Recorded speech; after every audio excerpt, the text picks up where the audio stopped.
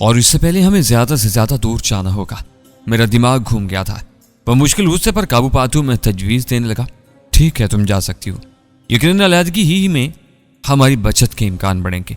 एकदम करीब होते हुए उसने मेरा हाथ थामा। रिजा, खफकी के बहाने मत ढूंढो।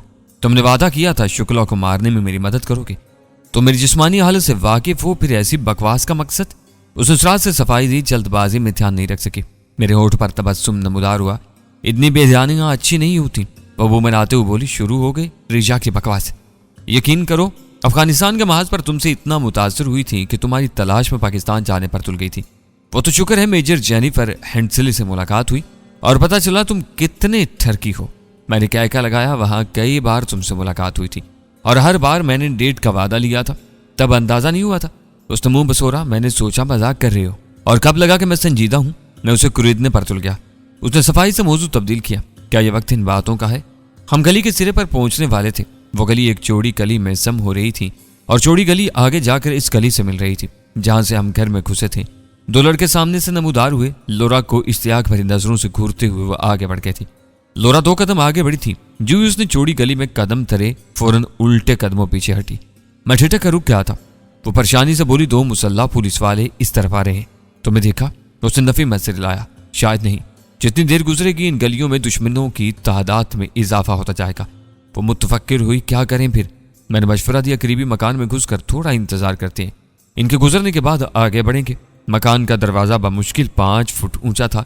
लोरा बासानी अंदर घुसकर मेरे लिए दरवाजा खोल सकती थी। वो मुत्तफिक होते हुए दरवाजे की तरफ बढ़ी। जल्दी करना पड़ेगी। मगर उसकी तेजी काम ना आई कि हम पहले ही देर कर चुके थे। पुलिस वर्दी की झलक नजर आई। वो हमारी तलाश में घूम रहे थे और नामुमकिन था कि जैली गलियों में ना झांकते। लोरा की शनाख्त नहायत आसान थी और इसमें चंद कदमों का फासला रुकावट नहीं डाल सकता था। इन्हें देखते ही मैंने हाथ बिजली की सी तेजी से पिस्तौल के दस्ते पर जमाया। उन्होंने लोरा को पहचानते ही क्लचिंकोव से सीधी करने की कोशिश की, लेकिन इस दौरान मैं हैमर को पीछे खींचकर सेफ्टी हटा चुका था। पिस्तौल पहले से काक था। 2 मरतबा लगातार लबलबी दबाकर मैंने 2 राउंड फायर किए। इतनी सुरात से फायर हुआ कि गोलियां क्लचिंकोवों के फ्रंट हैंड गार्ड से टकराई थी। फायर के झटके से उनके क्लचिंकोवें नीचे गिर गई थी।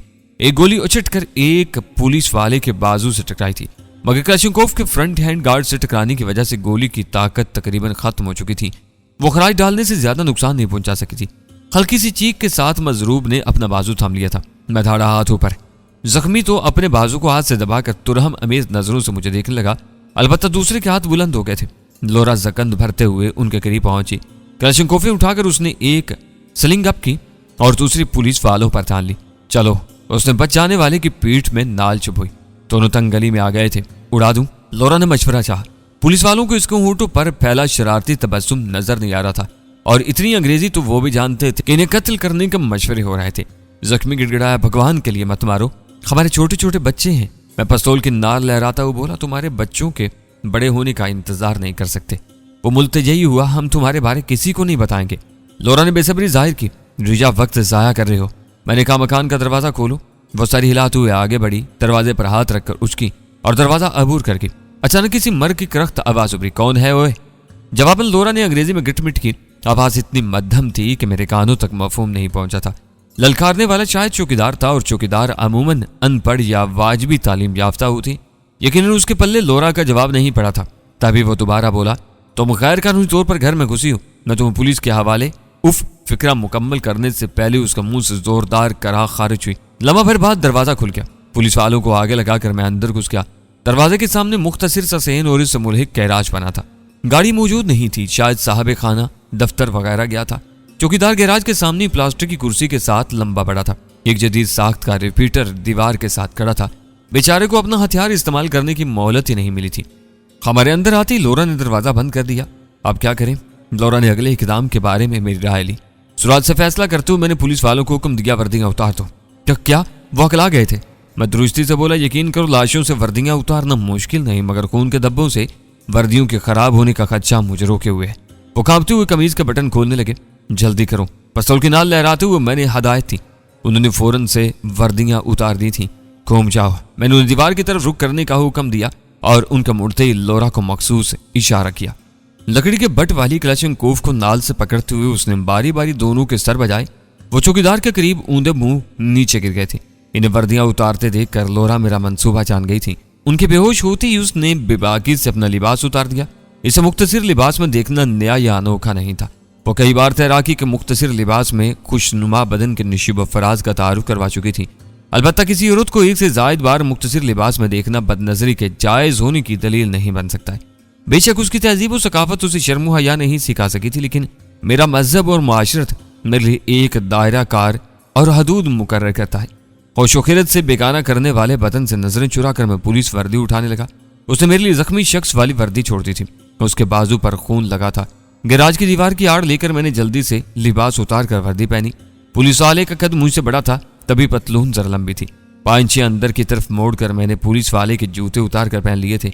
लोरा भी तैयार हो गई थी। इसका कद करीबन मेरे बराबर ही था। 1 इंच का फर्क महसूस नहीं हो रहा था।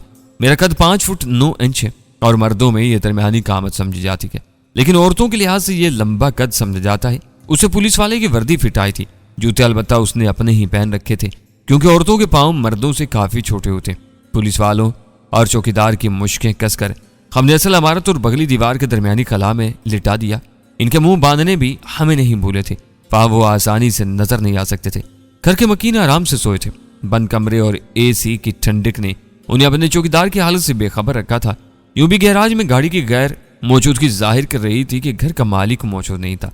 खातून खाना और ज्यादा से ज्यादा मासूम बच्चों की मौजूदगी का एहतमाल था। वहां छुपना खतरे से खाली नहीं था। क्लचिंग कोफे उठाकर हम मोहतात अंदाज में घर से बाहर निकल आए। सारी कार्रवाई में चंद मिनट जाया हो गए थे। एक आम आदमी और तरबियत याफ्ता सिपाही में यही बुनियादी फर्क होता है। ऐसे हालात में आम आदमी हौसला छोड़कर रोने धोने बैठ जाता है। कोई मजबूत असाब का हो तो फरार की कोशिश तो करता है, मगर उसे दुश्मनों से बचने, जान बचाने और अपनी हिफाजत के तरीकाकार से वाकिफियत नहीं होती। वो बर वक्त फैसला नहीं कर पाता, जबकि तरबियत याफ्ता सिपाही हिम्मत और हौसले से काम लेता है। इससे हरकत और सकनात पर काबू होता है। वो दुश्मनों से बचने और नबुर्द आजमा होने के लगे बंदे असूल तो नहीं है कि हर किसी को एक से हालात पेश आए। तुरानी तरबियत हमें भी मुख्तलिफ हालात से रोशनास करवाया गया था। बेशक अमली जिंदगी में तरबियत में सीखे हुए मसाइल से वास्ता न पड़े, मगर बुनियादी असूलों को जानने के बाद नित नए मसाइल से निपटना नामुमकिन नहीं रहता। गरबी जानिब थोड़े फासले पर फायरिंग की तेज आवाज उभरी।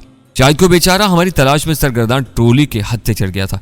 यह भी मुमकिन था कि कोई और गिरोह आपस में टकरा गए हों। यह मौका भागने के लिए नहायत गनीमत था। इससे पहले मैंने पिस्तौल से 2 गोलियां फायर की थी। पिस्तौल इतनी ज्यादा आवाज पैदा नहीं करता कि आवाज ज्यादा दूर तक जाए। यकीनन इसी वजह से कोई सुनगुन लेने वहां नहीं पहुंचा था, मगर अब क्लचिंग कोफे गरजी थी और 5-6 ब्रस्ट इकट्ठे फायर हुए थे। नामुमकिन था हमारी तलाश में सरगर्दा टोलियां इस जानिब का रुख न करती। लोरा ने अपनी जुल्फों को लपेट कर टोपी के अंदर कैद कर दिया था। यूं दूर से मर्द ही नजर आने लगी थी। हमने जाने की समत में तब्दीली नहीं की थी। चौड़ी गली में निकलते ही बाएं जानिब से हैवी बाइक की मखसूस आवाज उभरी। वो जोश से चिल्लाई, रिजा इसे रोको। और मेरे जवाब का इंतजार किए बगैर सर से टोपी उतार कर सुनहरी बाल लहराते हुए गली के दरमियान में होगी। मोटरसाइकिल पर 2 लड़के सवार थे। उनका अंदाज जाहिर कर रहा था कि ऊंचे तबके से ताल्लुक रखते थे। वैसे भी इतनी कीमती मोटरसाइकिल खरीदना आम लोगों के बस से बाहर होता है। ऐसे बिगड़े रईस ज़ादे कभी पुलिस के इशारे पर न रुकते, मगर रुकने वाली की सूरत ऐसी नहीं थी कि किसी जवान लड़के का ब्रेक पर दरा पंजा नीचे को न दबता। मोटरसाइकिल चलाने वाला हेलमेट उतारता हुआ आशकाना लहजे में बोला, हाय ऐसी कड़क पुलिस वाली पहली बार नजर आई है। लोरा की समझ में उसकी बात नहीं आई थी। वो उन्हें रोकने का सबब बताने लगी। जानते नहीं इस मोटरसाइकिल पर डबल सवारी मना है। मोटरसाइकिल चलाने वाला उबाशाना अंदाज में बोला, बेबी तुम हमारे दरमियान बैठ जाओ, 3 अफराद पर तो पाबंदियां नहीं है और बेफिक्र रहो, तुम्हें ऐसी ऐश करवाएंगे कि कभी नहीं होगी ऐसी। उसने अंग्रेजी ही का सहारा लिया था। यूं भी अंग्रेजी इस तबके के लोगों की पसंदीदा जुबान होती है। अच्छा मशवरा है। लोरा करीब हुई। उसका दायां मुक्का बिजली किसी तेजी से मोटरसाइकिल चलाने वाले की कनपट्टी से टकराया। उसने झूलते हुए हैंडल पर सर टेक दिया था। तो तुम जानते नहीं हो हम कौन है? साथी को इंटा गफील होते देखकर दूसरे ने घबराए हुए अंदाज में धमकी थी। बदहवासी में उसे अंग्रेजी बोलना भूल गया था। लोरा का दूसरा मुक्का उसकी गर्दन पर लगा था। अपने साथी को तो उसने सहारा दिया था, लेकिन उसे रोक नामुयस्सर हुई। वो गली के पुख्ता फर्श पर जा गिरा था। गोद में रखा हेलमेट भी नीचे गिरकर लुढ़कता हुआ गली के वस्त में पहुंच गया। दूसरे को भी नीचे धकेल कर लोरा ने ड्राइविंग संभाली थी। मेरा ऐसी मोटरसाइकिल की सवारी का पहला मौका था, लेकिन लोरा का जोश देखकर जाहिर हो रहा था कि वो न सिर्फ अच्छी तरह मोटरसाइकिल चला सकती है, बल्कि वो इसकी पसंदीदा सवारी भी है। उसने हेलमेट पहनकर शीशा उठाया। बैठो। हैंडल पकड़ते ही उसने खाली रेस दी। इंजन की मखसूस आवाज ने उसके होंठों पर खूबसूरत तबस्सुम बखेर दिया था। इस मोटरसाइकिल की आम मोटरसाइकिलों से सीट मुख्तलिफ थी। यूं के अक्कब में बैठने वाले को आगे वाले से लिपटने पड़ता है, मगर हालात ऐसे नहीं थे कि मैं इन बारीकियों में पड़ता। मुझे खुद कभी ऐसी मोटरसाइकिल चलाने का इत्तेफाक नहीं हुआ था, इसलिए मैं ड्राइविंग का तकाजा भी नहीं कर सकता था। हेलमेट पहनकर मजबूरन उसके पीछे बैठना पड़ा। एकदम दिमाग माजी के सफर पर रवाना हुआ जब मुझे जाने हयात पलवैशा के साथ बैठना नसीब हुआ था। अलबत्ता लोरा और उसकी बेबाकी में एक वाज़े फर्क मौजूद था। उसकी बेबाकी और बेतकल्फ सिर्फ अपने राजू के लिए थी, जबकि लोरा के लिए मेरा वजूद किसी अहमियत का हामिल था तो बस अपने मकसद के हसूल को था। हमने फायरिंग पिने तोड़कर क्लचिंकोफें वहीं फेंक दी थी। मेरी निश्चित संभालते ही उसने गेयर लगाते हुए रेस दी। मोटरसाइकिल झटका खाकर आगे बढ़ी। इस मोटरसाइकिल की दरमियानी रफ्तार भी ऐसी थी लगा कमान से तीर छूटा हो। मुझे मजबूरन इससे चिमटना पड़ा था। मोड़ मोड़ते ही पुलिस की एक जीप और 2 सफेद कारें नजर आईं जो इसी जानिब बढ़ रही थी। उनके कुछ समझने तक लोरा दाएं जानिब से मोटरसाइकिल निकाल कर आगे बढ़ गई थी। मैंने मुड़कर देखा, पुलिस जीप रुक गई थी। यकीनन उन्हें हम पर शक हो गया था, क्योंकि पुलिस वालों के पास ऐसी मोटरसाइकिल नहीं होती। पुलिस वालों की जीप के साथ न रुकना हमें मजीद मशकूक बना रहा था। हेलमेट के नीचे से लोरा के सुनहरे बाल भी झलक दिखा रहे थे। शायद किसी की बारीक बीन निगाहों ने उन्हें भी जांच लिया हो। जीप के मुड़ने तक लोरा दूसरी गली में गुम चुकी थी। गो जीप और कार वाले हम तक नहीं पहुंच सकते थे, मगर यकीनन इन गलियों में बड़ी तादाद में दुश्मन जमा हो चुके थे। इनसे बचना काफी दुश्वार था। दूसरी गली में मुझे अपनी सोच की तस्वीर नजर आई। सफेद रंग की कार को तिरछा खड़ा करके हमारा रास्ता रोक दिया गया था। लोरा ने एकदम ब्रेक दबाई। मोटरसाइकिल के पहिए जमीन में गिर गए थे। दायां पांव नीचे टेकते हुए उसने रेस देकर एकदम क्लच छोड़ा। मोटरसाइकिल पीछे घूम गई थी। बिलाशुबा वो माहिर सवार थी। हमें रोकने वाले बेफिक्र खड़े थे। हमें मुड़ता देखकर उन्होंने हथियार सीधे किए, मगर तब तक लोरा मोड़ मुड़ चुकी थी। 50-60 कदम जाते ही उसने एकदम गली में मोटरसाइकिल घुसा दी। वो गली ज्यादा लंबी नहीं थी। अगली गली में निकलते ही 2 मुसल्लह अफराद नजर आए। हमें देखते ही उन्होंने हथियार सोंतने की कोशिश की, मगर उनके संभलने तक हम सर पर पहुंच गए थे। जान बचाने को वो दाएं बाएं हुए। उन्हें यूं ही छोड़ना मुनासिब नहीं था। अकब से फायर करके वो हमें नुकसान पहुंचा सकते थे। लोरा भी बच्ची नहीं थी कि यह अंदाजा न कर पाती। इनके करीब पहुंचते लोरा ने ब्रेक दबाई। तब तक मैं जेब से पिस्तौल बरामद कर चुका था। दाएं वाले की छाती में लात रसीद करके मैं बाएं वाले की तरफ मुतवज्जा हुआ और उसके दाएं हाथ को निशाना बनाकर लबलबी दबा दी। चीख मारते हुए उसने दायां हाथ बगल में दबा लिया था। मैंने दूसरे का रुख किया। उसके कानों में भी गोली के धमाके और अपने साथी की चीख पहुंच चुकी थी। उसने घबराकर हाथ उठाते हुए मेरा काम आसान कर दिया था। इसके भी दाएं हाथ में सुराग करते हुए मैं लोरा को चलने का कहा। इनके दाएं हाथ को निशाना बनाने की वजह भी यही थी कि हमें अकब से निशाना न बना सके। लोरा ने एक झटके से मोटरसाइकिल आगे बढ़ा दी। गली दाएं जानिब मुड़ी। आगे सफेद कार नजर आई। एकदम हम आमने सामने हो गए थे। लोरा रुके बगैर कार के बाएं जानिब से लहरा कर आगे बढ़ गई। कार रोककर वो नीचे उतरे, मगर उनके फायर करने से पहले हम दूर हो चुके थे। सपैर हो गई थी और गलियों में लोगों का रश बढ़ चुका था। आम लोगों को बचाने को वो अंधाधुंध फायर नहीं कर सकते थे, और यह बात हमारे हक में जाती थी। अफराद रिक्शों और रेडियो से मोटरसाइकिलों को बचाते हुए लोरा कमाल महारत से आगे बढ़ती थी। इसे सड़क की तलाश थी और इस बार हमें नाकामी नहीं हुई थी। गली का इख्तिताम सड़क पर हुआ था। सड़क पर आते ही लोरा ने रफ्तार खतरनाक हद तक बढ़ा दी थी। हमारे हकम में 2-3 कारें भी नमदार हुई, मगर सड़क पर वो हैवी मोटरसाइकिल का मुकाबला नहीं कर सकती थी। लोरा मोटरसाइकिल को लहराते हुए गाड़ियों के दरमियानी खला से यूं गुजर रही थी जैसे मछली पानी में तैरती है, और मुझे हर लम्हे यही लग रहा था कि वो मोटरसाइकिल किसी गाड़ी में ठोक देगी। मोटरसाइकिल के पिछले सवार को डर लगा रहता है। वो तो हैवी बाइक थी, मगर मेरे आसाब मजबूत थे, तभी बर्दाश्त करके बैठा रहा। बिलाशुबा मैं इस महार से कभी मोटरसाइकिल न चला पाता, बल्कि इस मोटरसाइकिल को तो शायद चला ही नहीं पाता। वो चंद किलोमीटर से ज्यादा सड़क पर नहीं चली थी, क्योंकि सड़क पर हमें घेरना ज्यादा आसान हो जाता। रफ्तार कम करते हुए उसने एक गली में मोटरसाइकिल मोड़ दी। हर तरफ चहल पहल शुरू हो गई थी। लोरा ने रफ्तार धीमी कर ली थी, मगर अब लिबास मसला पैदा कर रहा था। पुलिस की वर्दी लोगों को ज्यादा मुतवज्जा करती है। मैंने कहा हमें कपड़े तब्दील करना होंगे। उसने तैयारशुदा कपड़ों की दुकान के सामने ब्रेक दबाते हुए कहा, चलो। मोटरसाइकिल खड़ी करके हम अंदर घुस गए। आज मीडिया बहुत तेज हो गया है और मुझे डर था कि शायद हमारे बारे खबर चल रही हो। दुकान में टीवी को ना पाकर मुझे इत्मीनान हुआ था। हमने देर किए बगैर अपने लिए एक एक लिबास का इंतखाब किया और ट्राई रूम में घुस गए। दोनों ने जीन्स की पतलून और निस्फ बाजू की बुनियान मुंतखब की थी। वर्दियां हमने ट्राई रूम में ही छोड़ दी थी। मेरे पास गौतम लोगों की जेब से निकाली हुई नकदी मौजूद थी, इसलिए मैंने दुकानदार का नुकसान न होने दिया। अब कहाँ जाएंगे? दुकान से निकलते हुए लोरा मुस्तफसर हुई। मैं साफ गोई से बोला, मेरी जिस्मानी हालत इलाज और आराम की मुत्तकाजी है। वो शौकी से अंसी, मैं डॉक्टर तो नहीं हूं कि कुछ कर सकूं। मैं तुर्की बा तुर्की बोला, जो तुम्हारे बस में है इसी का इकरार कर लो, काफी है। बकवास करना कोई रीजा से सीखे। मुंह बनाते हुए उसने चाबी मेरी तरफ बढ़ाई। ड्राइविंग करो। मैं नफी में सारी लाया। ये मोटरसाइकिल कभी नहीं चलाई मैंने। मुझे तीखी नजरों से घूरते हुए शक्की लहजे में बोली, झूठ ना बोलो। मैंने पूछा, कैसे यकीन आएगा? रहने दो। वो तिलमिलाते हुए मोटरसाइकिल पर बैठ गई। मैंने भी अपनी जगह संभाली। इग्निशन में चाबी घुमाकर उसने मोटरसाइकिल स्टार्ट की और आगे बढ़ गई। लम्हा भर की खामोशी के बाद उसने पूछा, बताया नहीं किधर जाना है? मुंबई हमारे लिए एक जैसा अनजान है, कोई मशवरा तो दे सकते हो ना? होटल वगैरह में रहना तो खतरे से खाली ना होगा, कोई मकान ही ढूंढना पड़ेगा। उसने मसला जाहिर किया, पैसों का मसला भी तो बनेगा। मैंने हल पेश किया, मोटरसाइकिल बेचने की कोशिश की जा सकती है। वो खफकी से बोली, मोटरसाइकिल चोरी की है? महंसा या चोरी का माल खरीदने वालों की कमी नहीं है। वो मुत्तफिक हुई, तो रहनुमाई करो। जो वे मोटरसाइकिल को मजीद साथ रखना मुनासिब नहीं होगा। मैंने उसे एक रिक्शे वाले के करीब रुकने को कहा, जो रिक्शा गली की एक जानब रोके सवारी का मुंतजिर था, बल्कि कितार में चंद रिक्शे खड़े थे। हमारे रुकने पर वो मुतवज्जा हुआ। मैंने हेलमेट का शीशा उठाकर कहा, महाराज किसी अच्छी मोटरसाइकिल वर्कशॉप तक रहनुमाई कर दें। वो लोरा पर गहरी निगाह डालकर मेरी तरफ मुतवज्जा हुआ। विजयनगर जाना पड़ेगा। उसके अंदाज से लगा विजयनगर थोड़ी दूर है। मैंने पूछा, कोई नजदीक में वर्कशॉप नहीं है? वो मुंह बनाते हुए बोला, तुमने अच्छी वर्कशॉप का पूछा है, वरना 100 कदम आगे भोले उस्ताद की वर्कशॉप है।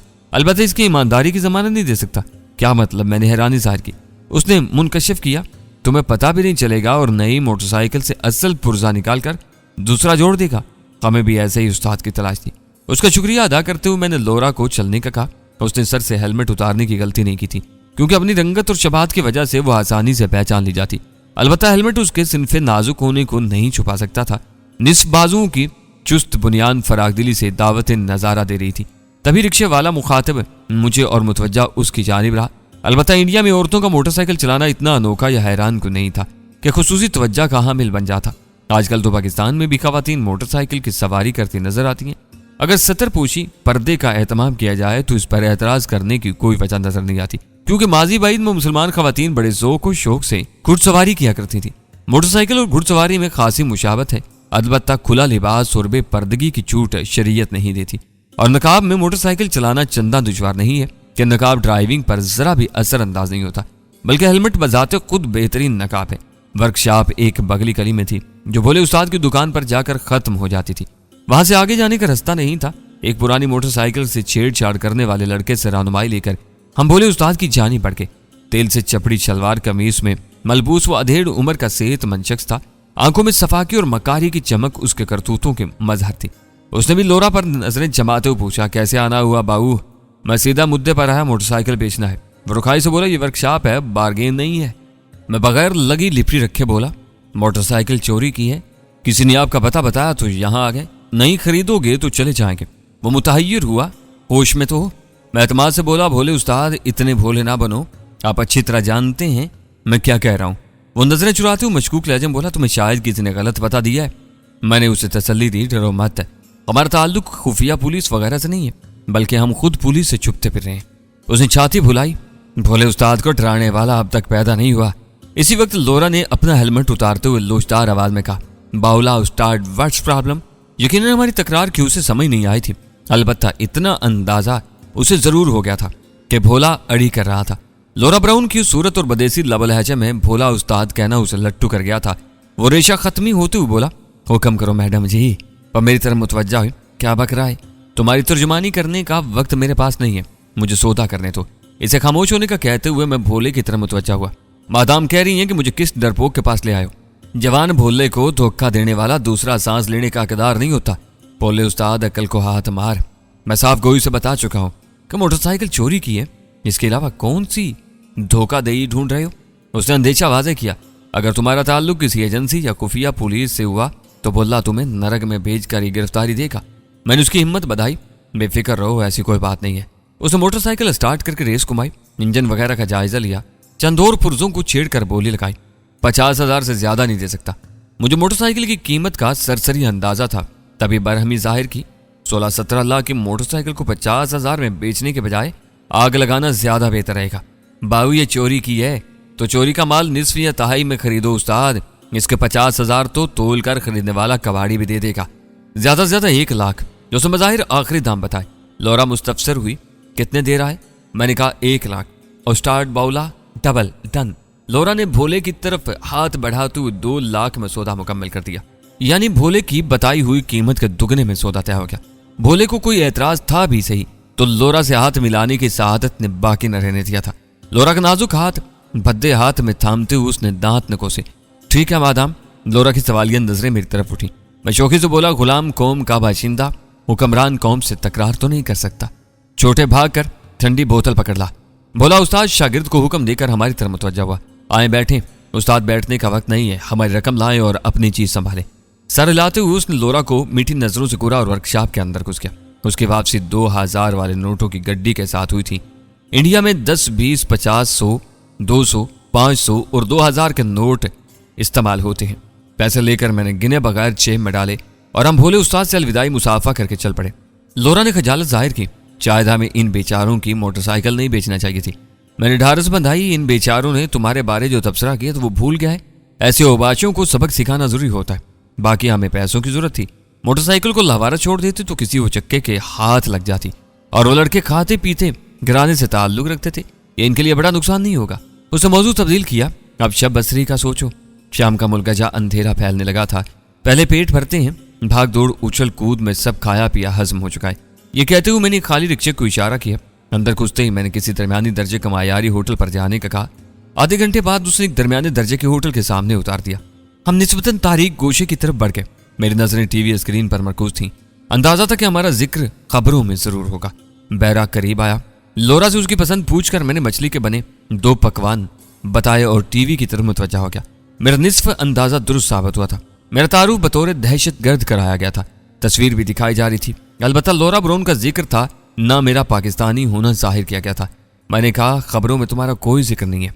वो बुनाते हुए बोली, मेरा जिक्र करने पर बरतानवी हुकूमत मुतवज्जा हो जाएगी और इन्हें जवाबदेही मुश्किल होगी। मैंने मशवरा दिया, तुम्हें बरतानवी सफारत खाने जाना चाहिए।